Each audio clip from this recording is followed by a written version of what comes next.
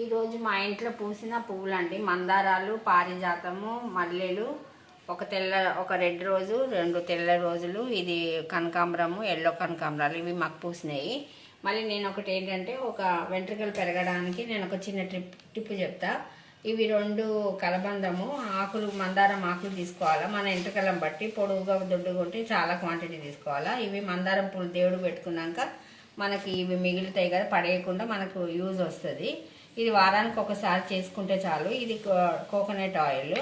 ఈ 3 మిక్సీలు వేసుకోవాలా. మిక్సీలు వేసుకొని పేస్ట్ చేసుకొని మన వెంట్రుకలకు పట్టించి గంట అయినాక తలస్నానం చేసుకోవాలా. మన వెంట్రుకలు అనేది పొడవుగా పెరుగుతాయి. ఇది నేను మిక్సీలో వేసినాక మీకు పేస్ట్ చూపిస్తానండి.